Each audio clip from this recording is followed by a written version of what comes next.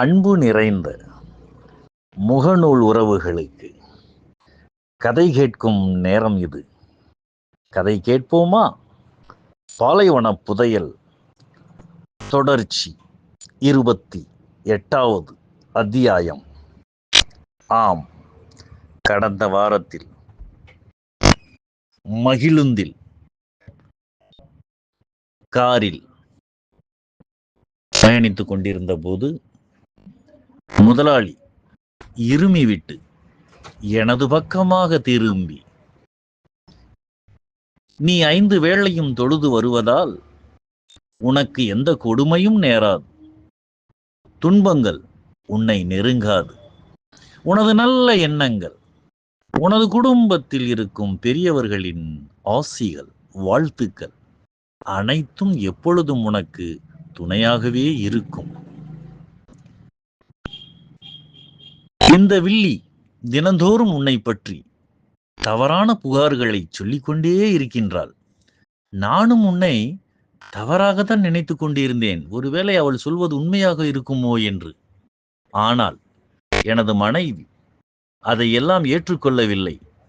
எனது மனைவிக்கு உன் மீது அளவற்ற நம்பிக்கை. உன்னை அவர் தன் மகன் என்றுதான் அழைப்பார். மகனைப் போலவே இருக்கின்றார் என்றும் அடிக்கடி என்னிடம் சொல்லுவாள்.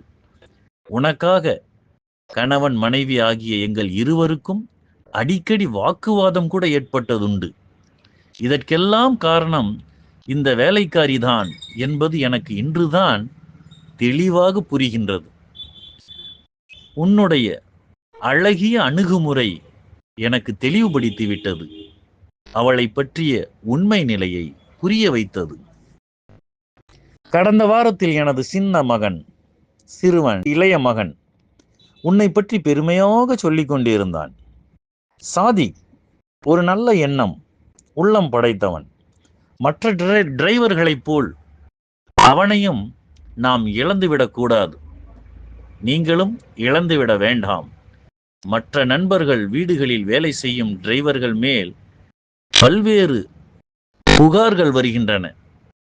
நண்பர்கள் நாங்கள் கூடி பேசும் சமயம் வீட்டில் டிரைவர்கள் செய்யும் தவறுகளை, ஒவ்வொருவராக பலவிதமான பிரச்சனைகளை, தவறுகளையும், பொய் பித்தலாட்டங்களையும், திருட்டு, இப்படி பல வித்தியாசமான நிகழ்வுகளை எல்லாம் நம் நண்பர்கள் வந்து கலந்துரையாடுவார்கள். அவர்கள் சொல்வார்கள். அதையெல்லாம் கேட்கும்போது நம்ம வீட்டு டிரைவர் சாதிக்கை 1 மாதமாகவே நான் கண்காணித்து வருகின்றேன். வந்தேன். ஆச்சரியம், நான் செய்த அனைத்து சோதனைகளிலும் அவன் வெற்றி பெற்றிருக்கின்றான். அந்த ஓட்டுநர் டிரைவர் நமக்கு கிடைத்தது அல்லாவின் அருளில் ஒன்றுதான். கடைசியாக கடந்த வாரம் சாதிக் அந்த டிரைவரிடம் நான் சிறிது நேரம் பேச வேண்டும் என்று கருதி ஒரு 1/2 மணி நேரம் பேசிக்கொண்டு இருந்த பொழுது அவன் இந்த வேலைக்காரி வில்லியை பற்றிய விஷயங்களை கூறினான். ஆகையால் இதுதான் தவறான பெண்மணி, இவளை மாற்றினால் நல்லது என்று எனது மகன் டாக்டர் சொல்லியும் நான் அதையும் கேட்காமல் விட்டுவிட்டேன். உடனே முதலாளி என்னிடம், நீ எதற்கும் பயப்பட வேண்டாம், இனி உனக்கு எந்த பிரச்சனையும் அந்த பெண்ணால் இருக்காது. நான் நினைத்தால் அவளை நாளையே அவளது நாட்டுக்கு அனுப்பி விடுவேன். பாவம், இருந்துவிட்டு போகட்டும். இனி அவள் உனது வழிக்கு வரமாட்டாள், வராமல் நான் செய்து விடுகின்றேன் என்று சொல்லிவிட்டு, இதை உனது தந்தையிடம் சொல்லிவிடாதே. உனது தந்தை எவ்வளவு நல்லவரோ அவ்வளவு சண்டைக்காரர். பிறகு இங்கு வந்து சண்டைக்கு நின்று விடுவார். அந்த பெண்ணை பிடித்து அடித்தே விடுவார் என்று சொல்லி என்னிடம் 5 தினார் பணம் கொடுத்து, அடுத்த மாதத்தில் இருந்து உனக்கு 10 தினார் சம்பளம் உயர்வு, சரியா என்று சிரித்து கொண்டே சொன்னார்.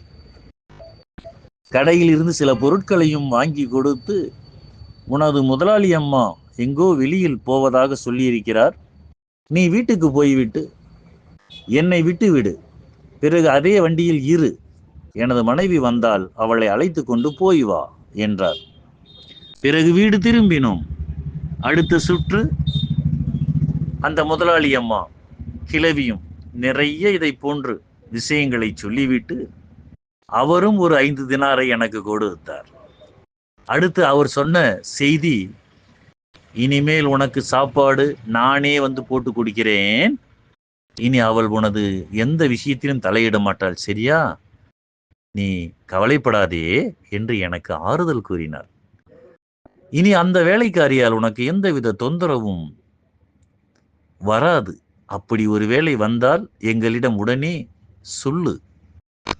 அடுத்த நிமிடம் அவள் ஊருக்கு அவளை நாங்கள் அனுப்பிவிடுகின்றோம்.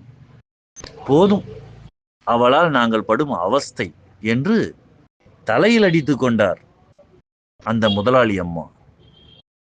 அதே சமயம் அவள் தன் மகன் டாக்டரிடமும் இந்த விபரத்தை நான் சொல்லியிருக்கின்றேன். அவனும் அதிக கோபம் அடைந்த நிலையில் அந்த பெண்ணை அழைத்து வாய்க்கு வந்தபடி திட்டி, இப்படியெல்லாம் செய்வதாக இருந்தால் உனக்கு இங்கே இடமில்லை. உன்னை நம்பி, உனது சமையலை நம்பி நாங்கள் எப்படி சாப்பிடுவது என்று கண்டித்தான். நீயும் எனது கணவரும் வெளியில் சென்று விட்ட பிறகே இது நடந்தது என்று கூறினார்.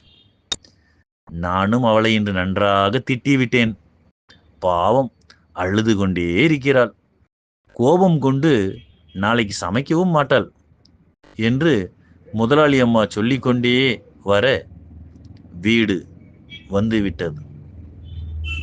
இதன் தொடர்ச்சி அடுத்த வாரம்.